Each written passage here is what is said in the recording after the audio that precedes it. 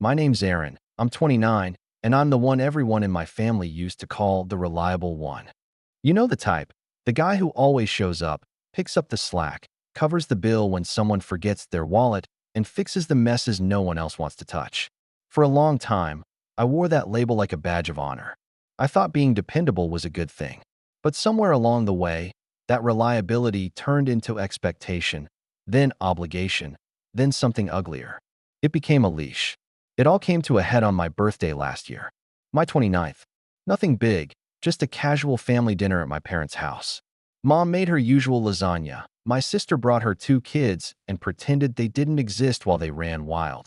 And my brother, Nate, rolled in late with the usual air of smugness and a bottle of wine he probably took from a client. Classic Nate move. He's 4 years younger than me, and somehow still treated like the golden child, despite holding a revolving door of jobs and a bank account that never had more than 3 digits.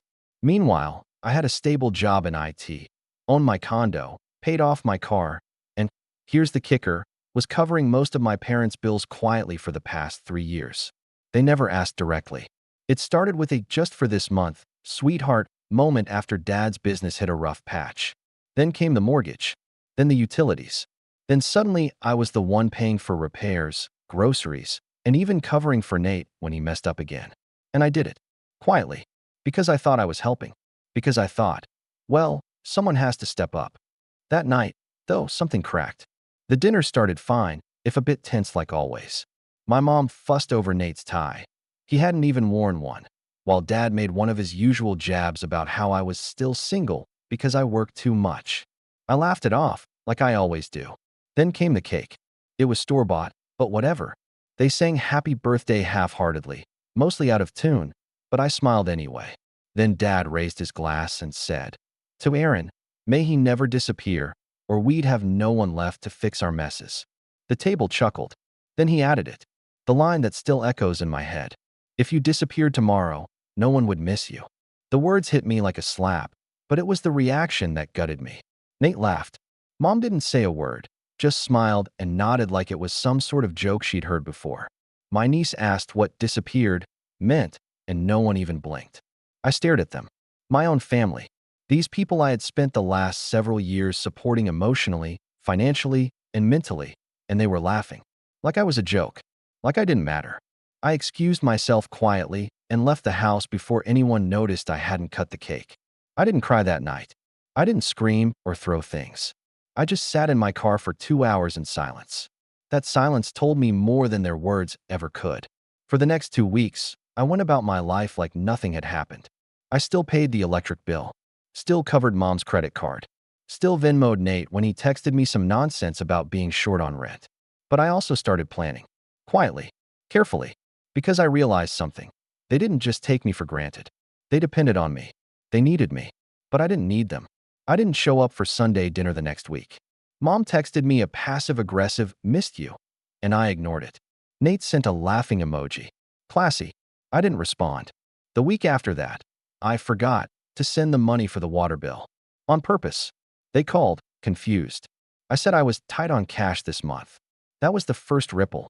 The next time Dad called, I let it go to voicemail.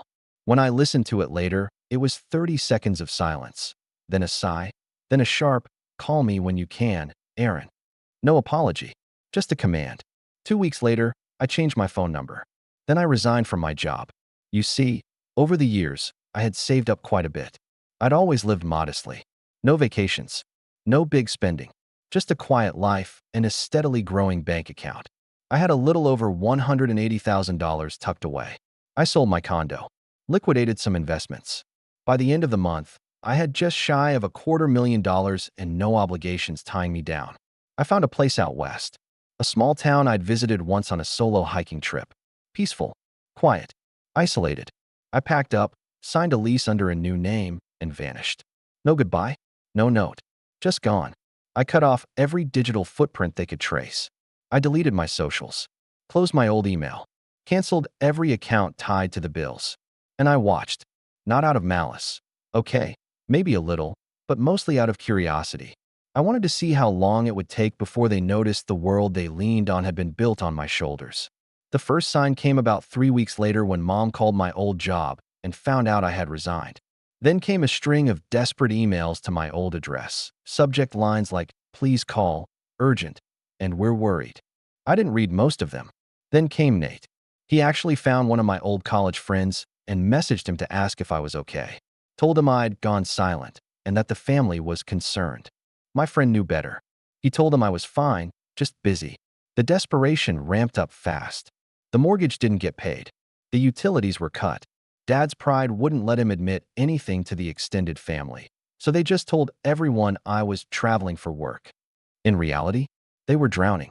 Nate had no money to cover their losses. Mom's credit card started bouncing. Dad had a minor health scare, and they couldn't afford the medical bills. For the first time, they had to ask for help from the very relatives they'd spent years quietly judging. And I spent my mornings sipping coffee on a porch that overlooked mountains. I went on long walks. I read books. I breathed for the first time in a decade. But that peace wouldn't last forever. Because about a month later, something happened, something that pulled me right back into their orbit whether I wanted it or not. It started with a knock on my new door. And standing there was someone I never expected to see. It was my cousin Jenna. Now, before I explain how she found me, let me back up. Jenna was the only person in our extended family I had ever really clicked with. We weren't close, but she always treated me like I was more than a wallet. She had this way of asking, "How are you?" that made you believe she actually wanted to know. But we hadn't talked much in years. She moved to Oregon for grad school, got married, had a kid, lived her life. So when she showed up on my doorstep in the middle of nowhere, I didn't know whether to be alarmed or weirdly touched. She looked exhausted. Not physically, more like the kind of emotional tired that clings to your bones. "Aaron," she said, stepping back like she wasn't even sure I'd let her in. "I'm sorry to show up like this. I didn't know where else to go." I blinked. "Jenna, how did you?"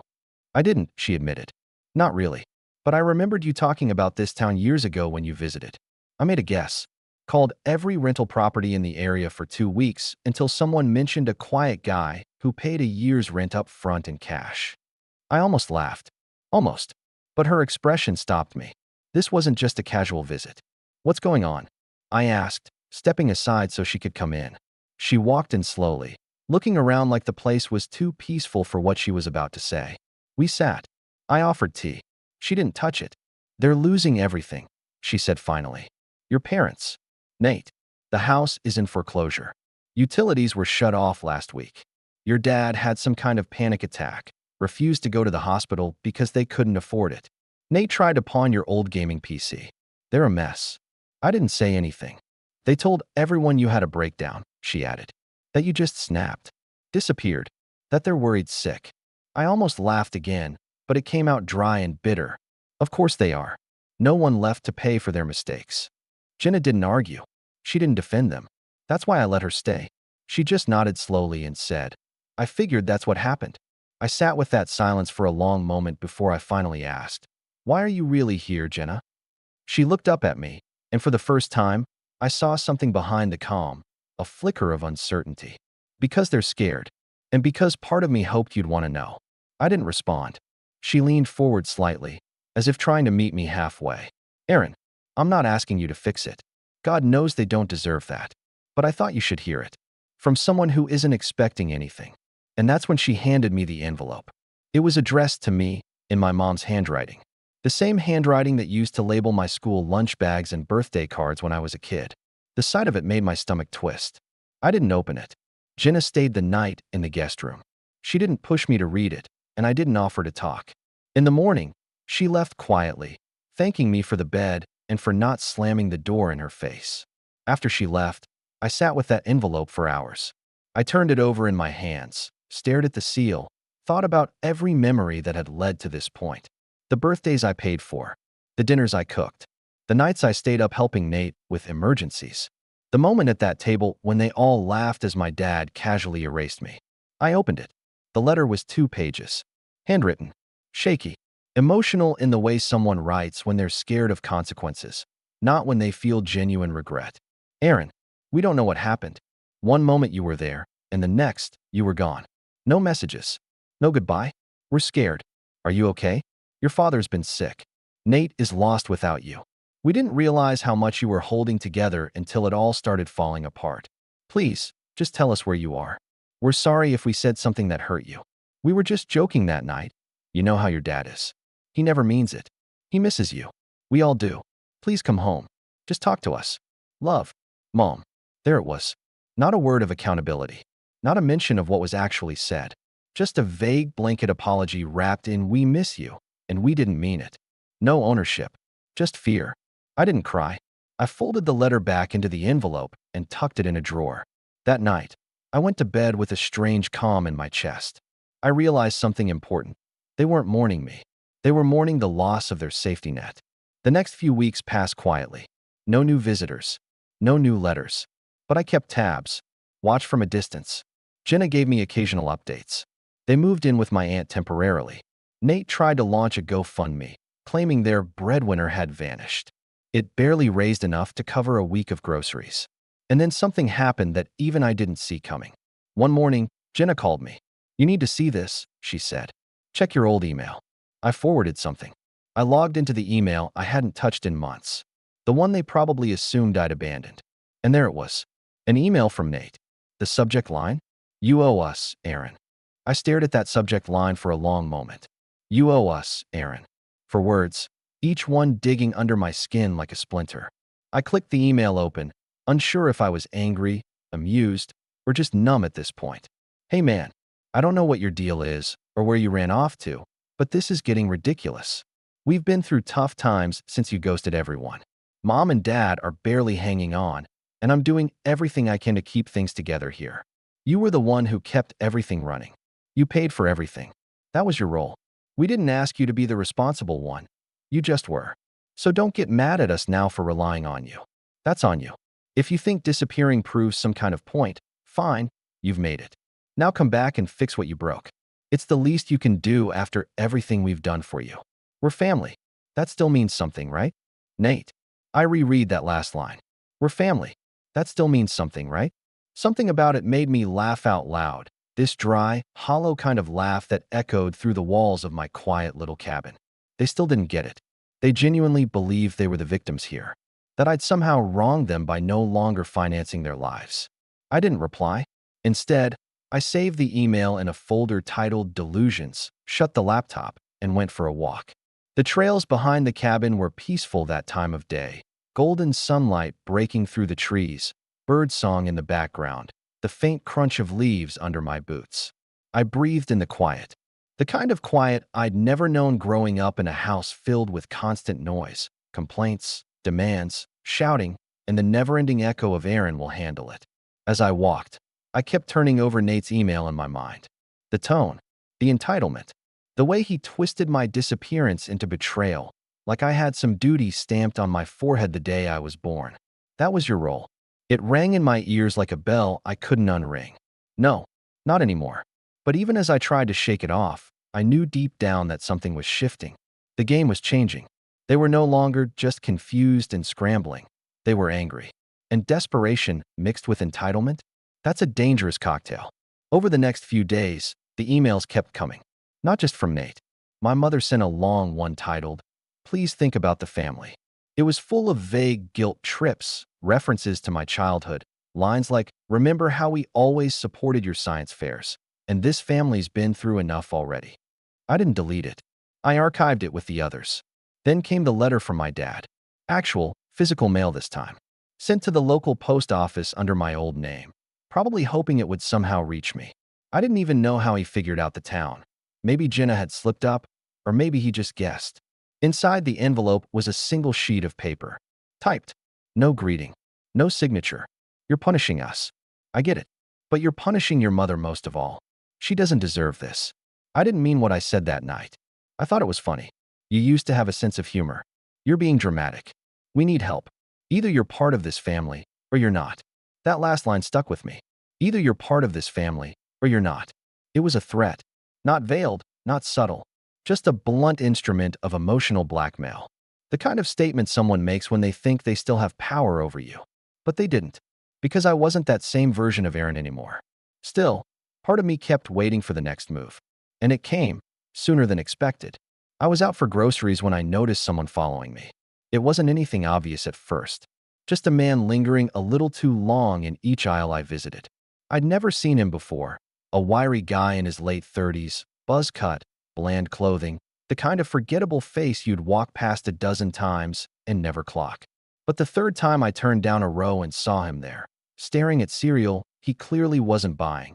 The hair on the back of my neck stood up. I paid in cash, left quickly, took a different route home. Didn't go straight to the cabin. I doubled back, checked for tails. Old habits from a paranoid uncle who used to be in the service.